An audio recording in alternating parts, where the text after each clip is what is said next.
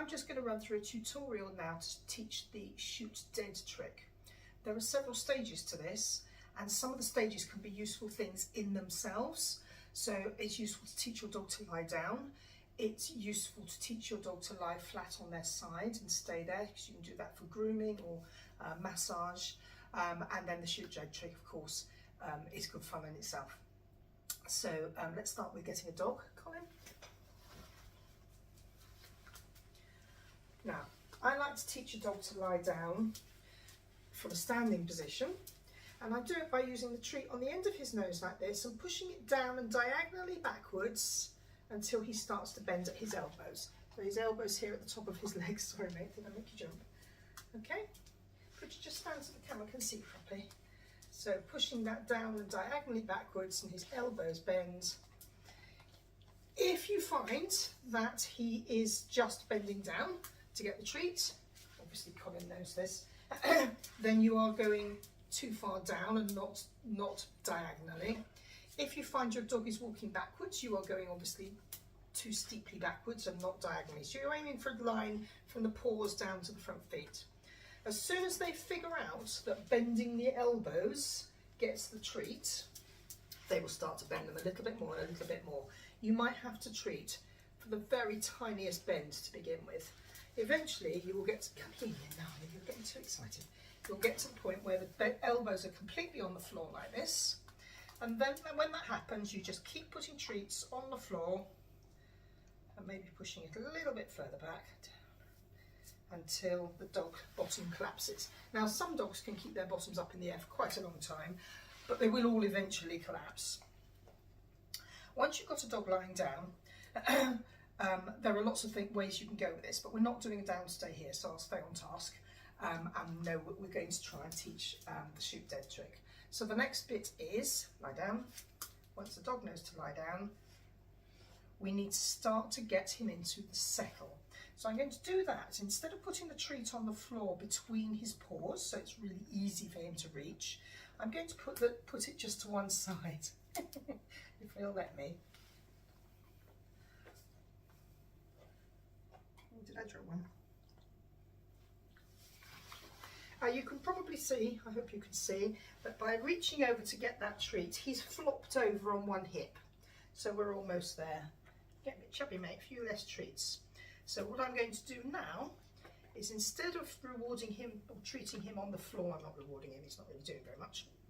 I'm going to start to use that, move my hands gradually up his rib cage, to start to encourage him to curl over a bit more. Yes, good boy.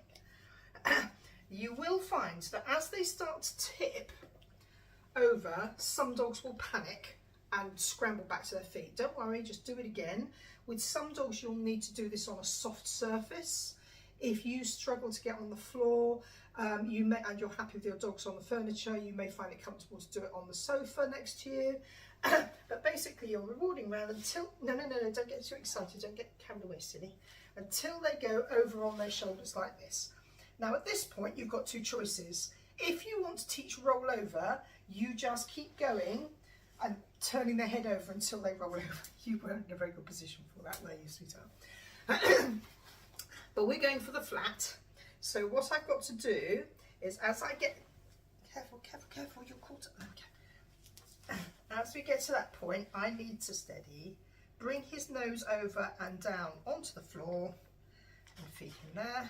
Yeah, yes.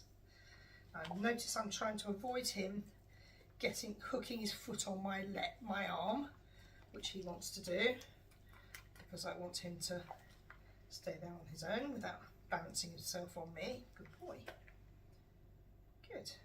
Now I'm going to start marking for a little bit of duration. Good. So that he stays there. His head isn't actually on the floor. Yes, good boy.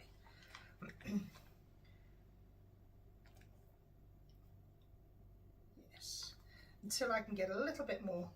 He can stay in that position for a little bit longer. And I'm also looking for any signs that he starts to relax. Down, flat, flat. Yes. Yes. Yes. I would would also be looking for stillness because it's no good shooting a dog dead and having the tail still wagging. So if you've got a dog whose tail wags furiously while he's down there, you may have to build this up until that tail slows down, and mark that, and then catch every little moment where it's actually still until he figures out he's supposed to be staying still, or she. Yes. Right, the next thing to do is to introduce the new cue. Oh, hang on, I need some more treats.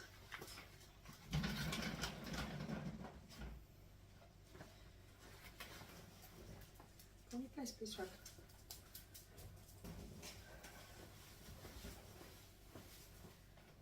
Okay. So, in order to do this, at the moment, and this might take you several stages to get to. Trevor, go on your place, please. Colin. Obviously, Colin knows this, and he's getting a little bit excited and silly now. I don't want that down, it's not what I'm after.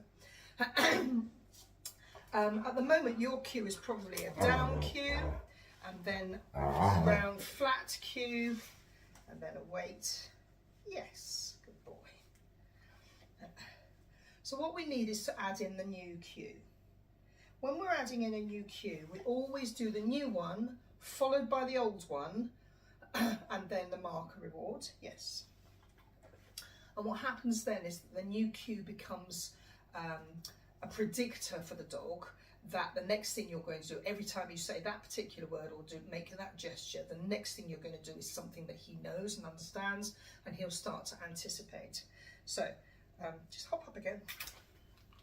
So what I'm going to do is add in my new cue. Now Colin knows this cue, so he may do it on the cue, but I'm going to go through the motions anyway, whether he does or not. So I'm going to say bang, and then I'm going to go down, and around, and over. Yes. Trevor, go and lie down, please. Good boy. And finish. And bang, down, over. Yes. Good boy.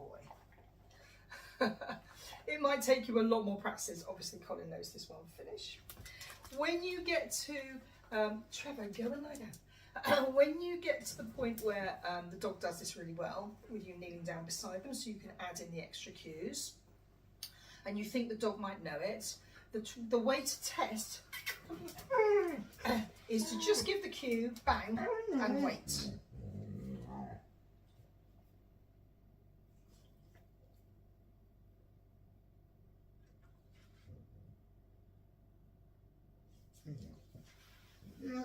Good.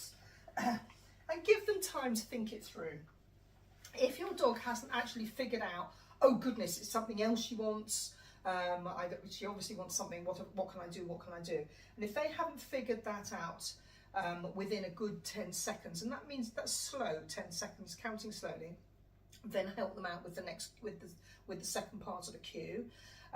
But otherwise, keep still.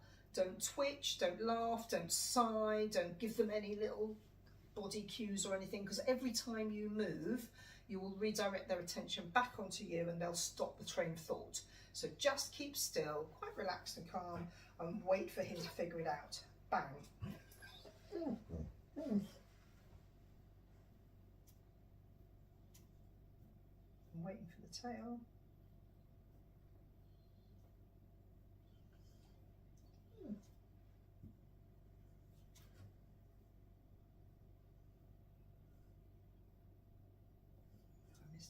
Yes, good boy. Good boy. Cool. When you want to change it to the point where you're standing up, the context changes. You will have to make it easier. You will probably find you need to go back a couple of stages with you standing up. And again, if you want to do it while the dog is moving, don't expect it to be perfect, because you change the context, it becomes harder for the dog. And they need to have it. They need to be shown again what you want them to do. So if they're moving and you give the cue and nothing happens, move up to them. Just give them the old cue and just remind them, oh yeah, that's what I'm supposed to be doing. Have fun. Look forward to seeing some videos of it.